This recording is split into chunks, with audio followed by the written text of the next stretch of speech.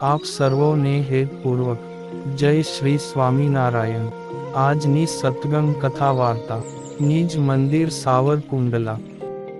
આજની સત્સંગ કથા વાર્તામાં આપણે પવિત્ર ચાતુર્માસ અંતર્ગત શ્રીમદ સત્સંગી જીવનની કથા સાંભળશું।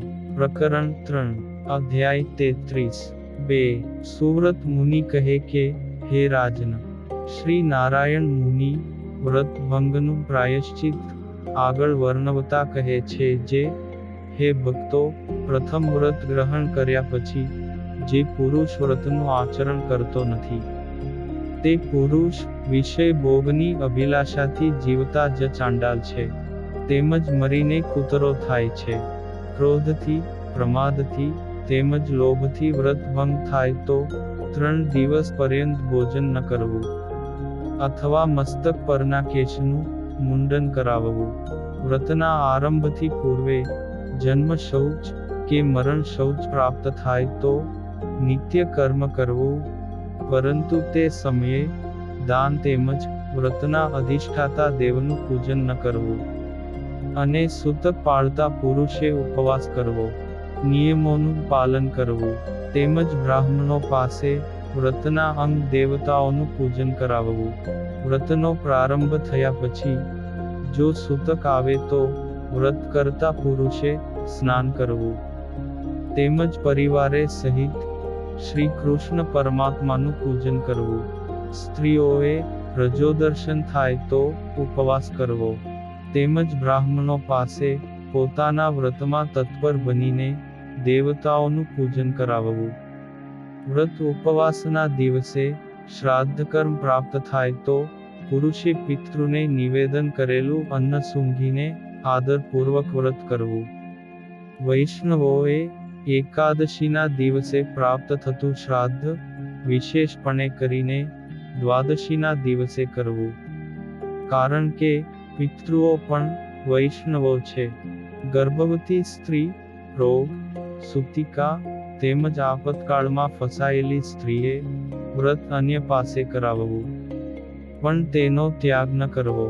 પતિનું વ્રત પત્નીએ કરવું, પત્નીનું વ્રત પતિએ કરવું। પરસ્પરના અભાવમાં અન્ય પુરુષ વ્રતમાં પ્રતિનિધિ મનાયેલ છે। વિનયયુક્ત પુત્ર, શિષ્ય, બહેન તેમજ ભાઈની પાસે વ્રત કરાવવું। એમના અભાવમાં ધર્મનિષ્ઠ બ્રાહ્મણ પાસે પોતાનું વ્રત કરાવવું। માતા, પિતા, પતિ, ભાઈ તેમજ ગુરુના નિમિત્તે જે પુરુષ વિશેષપણે કરીને ઉપવાસ કરે છે તેને 100 ગણા પુણ્યની પ્રાપ્તિ થાય છે।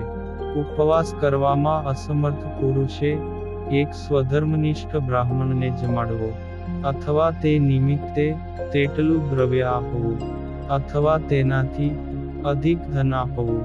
વ્રત કરવા માટે અસમર્થ પુરુષે 1000 સંખ્યા પરિમિત ગાયત્રી મંત્રનો જપ કરવો, અથવા પોતાની શક્તિ અનુસારે 12 સંખ્યા પરિમિત પ્રાણાયામ કરવા।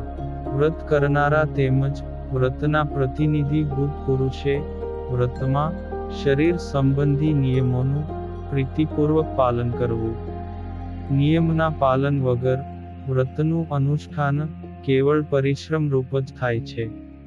વ્રતના પૂર્વે દશમીના દિવસે અડદ, મસૂર, ચણા તેમજ કોદરા આદિક પદાર્થોનું ભોજન ન કરવું, તથા કાંસાના પાત્રમાં ભોજન ન કરવું, અને શાક તેમજ મધનો ત્યાગ કરવો। વળી પારકું ભોજન ન કરવું, ને મૈથુન ન કરવું, તથા જુગાર ન રમવો, અતિશય જળપાન ન કરવું, ને ગ્રામ્ય વાર્તા ન કરવી, તેમજ કલહ ન કરવો, ગંધ, તાંબૂલ તેમજ પુષ્પમાળાનો ત્યાગ કરવો, અને અતિશય આહાર ન કરવો, અસત્પુરુષના સંગનો ત્યાગ કરવો, મિથ્યા ભાષણ ન કરવું, દિવસે નિદ્રા ન કરવી, રાત્રિએ ભૂમિ પર શયન કરવું, અલ્પાહાર કરવો, રાત્રિએ સ્નાન કરીને શ્રી હરિનું પૂજન કરવું, ઉત્તર દિશા તરફ મસ્તક રાખીને આ વ્રતાનુષ્ઠાન કરવાનો નિયમ ગ્રહણ કરવો। એકાદશીએ પ્રાતઃકાળે દાતણ કરી, સ્નાન કરી, શ્રી હરિની પ્રતિમાની સમીપે ઉપવાસ કરવાનું નિયમ ગ્રહણ કરવું. હે પુંડરીકાક્ષ, હે અચ્યુત, હું એકાદશીએ નિરાહાર રહીને બીજે દિવસે અન્ન ભક્ષણ કરીશ, તો તમે મારું રક્ષણ કરો.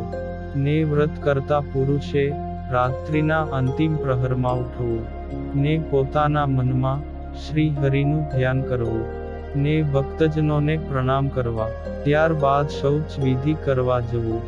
એકાદશીના દિવસે દાંતણ કરવું નહીં, પરંતુ જળથી 12 કોગળા કરવા અથવા પથ્થરની સળીથી મુખ શુદ્ધિ કરવી.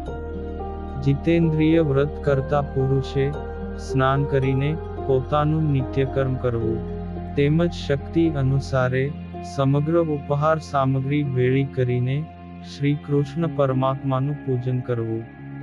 પોતપોતાની શક્તિ વિશિષ્ટ એકાદશીના કેશવાદી અધિષ્ઠાતા દેવોની સાથે લક્ષ્મીકાંત શ્રી કૃષ્ણનું વ્રત કરનારે આદરથી પૂજન કરવું. અને અસમર્થ પુરુષે એકાદશીના અધિષ્ઠાતા એક શ્રી કૃષ્ણ ભગવાનની ભક્તિ ભાવે પૂજા કરવી. તેમના શક્તિ સ્વરૂપા શ્રી લક્ષ્મી દેવીની પૂજા કરવી.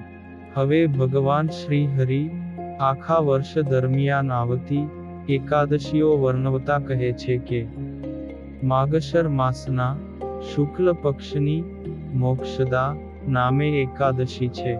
આ એકાદશી એ લક્ષ્મીએ સહિત કેશવ ભગવાન પૂજનીય દેવ છે. તેમની માલતીના પુષ્પથી પૂજા કરવી.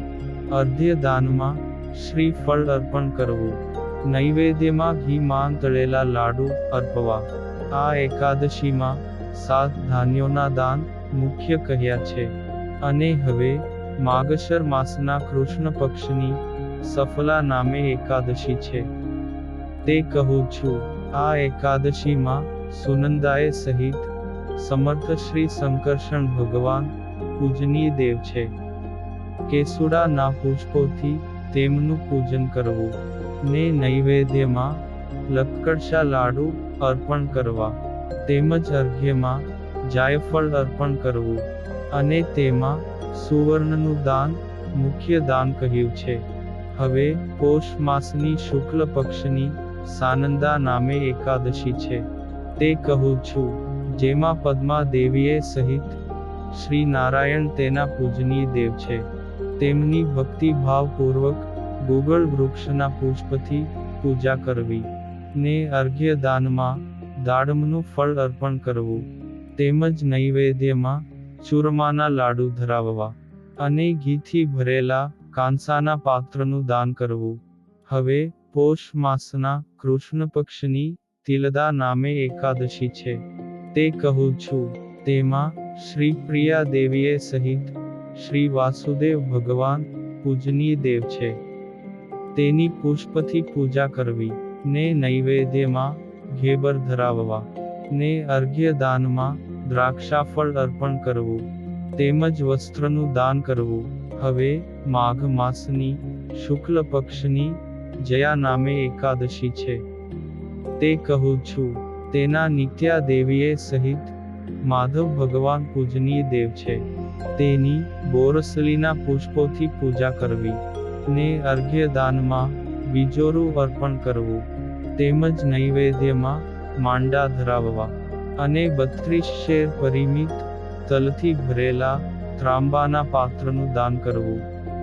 હવે માઘ માસની કૃષ્ણ પક્ષની વિજયા નામે એકાદશી છે, તે કહું છું. તેના ધી દેવીએ સહિત પ્રદ્યુમ્ન ભગવાન પૂજનીય દેવ છે. તેની તુલસી દલથી પૂજા કરવી, ને અર્ઘ્ય દાનમાં લીંબુનું ફળ અર્પણ કરવું, તેમજ નૈવેદ્યમાં સુહાળીઓ ધરાવવો, અને પાદુકાનું દાન કરવું. હવે ફાગણ માસના શુક્લ પક્ષની ધાત્રી નામે એકાદશી છે, તે કહું છું. તેના ચંદ્રવતી દેવીએ સહિત ગોવિંદ ભગવાન પૂજનીય દેવ છે. તેની ગુલદાવદીના પુષ્પોથી પૂજા કરવી, ને અર્ઘ્ય દાનમાં અખરોટનું ફળ અર્પણ કરવું, તેમજ નૈવેદ્યમાં કંસાર ધરાવવો, અને તિલપાત્રનું દાન કરવું. અને હવે ફાગણ માસના કૃષ્ણ પક્ષની પાપમોચીની એકાદશી કહે છે. તેના સુશીલા દેવીએ સહિત અનિરુદ્ધ ભગવાન પૂજનીય દેવ છે. તેમની મોગરાના પુષ્પોથી પૂજા કરવી ને અર્ઘ્ય દાનમાં બોરનું ફળ અર્પણ કરવું તેમજ નૈવેદ્યમાં સેવ ધરાવવી અને તિલ ધેનુનું દાન કરવું. અને હવે પછીની કથા વાર્તા આપણે આગળના ભાગમાં સાંભળશું. અત્યારે આપ સર્વોને ભાવથી જય શ્રી સ્વામિનારાયણ.